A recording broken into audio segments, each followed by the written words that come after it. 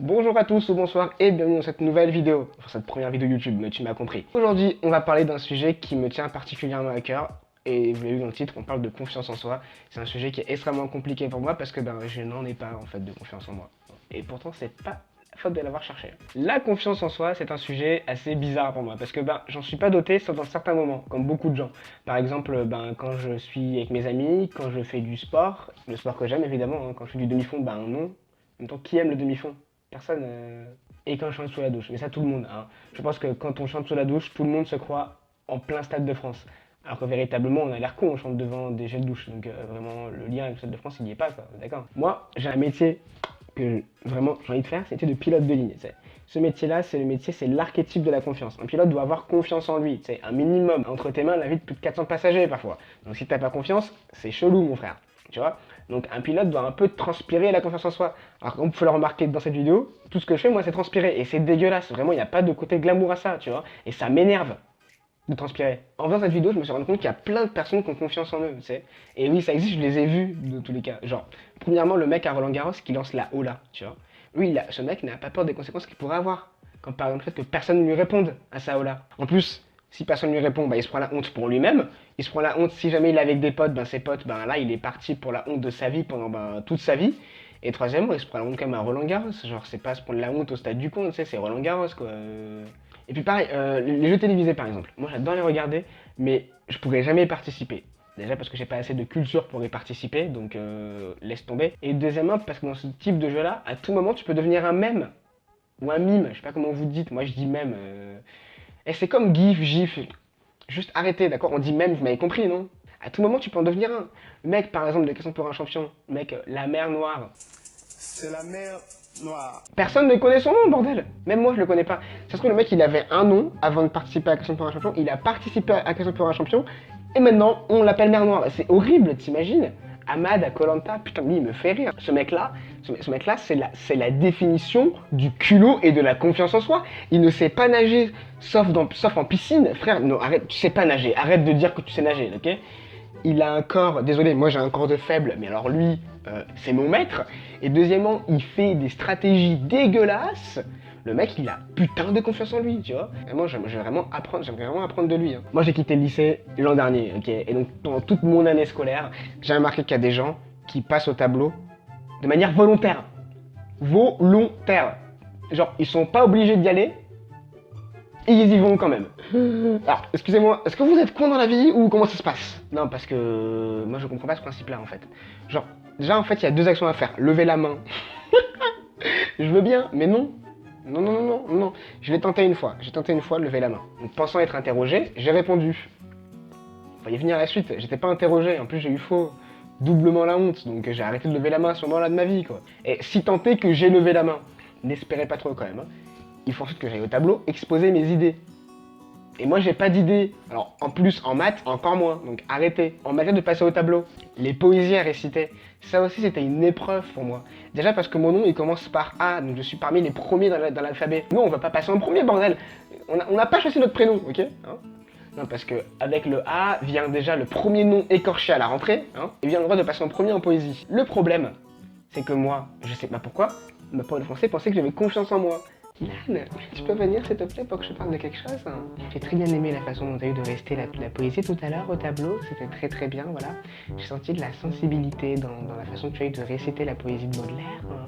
Vraiment, on a vu que tu as compris ce que voulait dire l'auteur, qu'il était vraiment perdu dans un domaine qu'il ne comprenait pas. Tu es rentré dans le texte. Ah non, même je rentre pas dans le texte. Tu es vraiment rentré dans la peau de Charles Baudelaire. Et encore moins dans la peau de Charles Baudelaire en fait. J'en vois rien du tout, moi, non. Moi, je te proposerais quelque chose, si tu es d'accord, évidemment. Ce serait de participer au concours d'éloquence. Au concours d'éloquence? Non. Non, parce que déjà, réciter une poésie, c'est chaud. Alors, aller sur une scène avec un micro et un texte, c'est encore moins possible. Tu ne veux pas? Bon, écoute, c'est pas grave. En tout cas, tu devrais aller faire du théâtre. Hein, vraiment, il y a quelque chose de très émotionnel qui ressort de ton cœur. D'accord.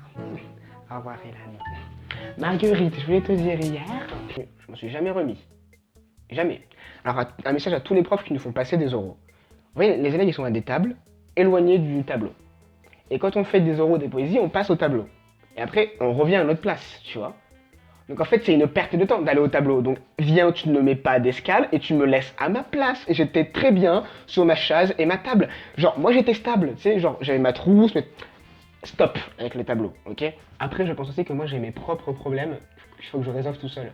Premièrement, je n'arrive pas à commander des pizzas au téléphone, sans paniquer. Qu'au téléphone, en vrai, ça, je m'en fous, tu vois. Mais qu'au téléphone, c'est vraiment horrible. Je sais pas si je suis vraiment le seul à faire ça. Moi, en fait, je pense que dans toute la Terre, je suis le seul mec à vivre une ménopause dès que je bouffe une pizza 4 fromages. Parce qu'avant, il fallait que je la commande, donc du coup, je transpire, bouffer chaleur, et je bégaye. Alors déjà que je bégaye de base, alors là, c'est le n'importe quoi. Et puis, comme beaucoup de gens qui n'ont pas confiance en eux, quand on a des amis qui mettent du temps à répondre à nos messages, bah moi, j'ai tendance vraiment à imaginer le pire. Mais vraiment le pire du pire. Genre, du jour au lendemain, il a découvert que j'étais agent secret et tout, alors que pas du tout. Genre, non, je suis juste un mec qui n'a pas confiance. J'ai tendance vraiment à imaginer des choses incroyables, alors que finalement, il s'est rien passé, que la personne n'avait juste plus de batterie ou que bah, elle était occupée, tu vois. Faut vraiment que j'arrête de vivre ce genre de truc. Hein. Parce que c'est vraiment, ça te bouffe la vie en vrai. Et puis, genre, il y a un truc dont je voulais parler aussi. Moi, étant petit, j'ai eu la chance d'aller faire des centres aérés, et surtout des centres de vacances et des campings. Et qui dit centre de vacances et dit camping, et dit que tes parents veulent absolument se débarrasser de toi pendant le séjour. Donc du coup, tu finis au club ado, comme beaucoup d'ados. Et d'ailleurs, moi, je ne voulais pas y aller au club ado. Laisse-moi tout seul, je suis très bien tout seul. On est 43 dans ma tête, hein, donc ça va très bien. Hein. Enfin, ça va très bien entre nous. Donc du coup, au club ado, tu sais, genre, bah, naturellement, il y a plein d'adolescents qui, eux aussi, n'ont pas forcément envie d'être avec d'autres adolescents. C'est le principe de l'adolescent. Voilà. Et au club ado, il y a 2 ou 3 animateurs. Et on connaît tous animateurs, là. Kevin, 22 ans, le t-shirt remonté jusqu'aux épaules, pour montrer le biceps, alors que, naturellement, bah, il en a pas. Et ça fait depuis le début de la saison qu'il essaie de draguer Jennifer, l'autre animatrice, qui s'en fout, bah, parce qu'il est moche, tout simplement. C'est pas son style. Et donc, bah, Julien, ou Kevin, comme vous voulez, on l'appelle comme vous voulez, aucune discrimination dans les prénoms. Et ben, Kevin, il veut apporter un peu de convivialité. Du coup, il veut que tout le monde se présente. Mais moi, je suis pas d'accord avec ça. Du coup, petite astuce quand Kevin vous dit ce genre de phrase. Bonjour à tous, donc je suis Kevin, j'ai 22 ans, je suis votre animateur cette semaine. Bienvenue au camping des Flots Bleus. Donc du coup, vous êtes déjà en cercle, c'est vraiment super. Du bruit le cercle. On va tous se présenter chacun son tour. Vous allez vous lever et venir au milieu du cercle. Ce que je vous propose, c'est que vous allez dire votre prénom, votre âge, on peut un peu vous référencer et tout. Et peut-être l'activité que vous aimez faire. Et puis voilà, hein, ça va être cool cette semaine, elle va bien s'éclater. Hein, Jess? T'as vu ça un peu, hein? Ça pousse à la salle, hein?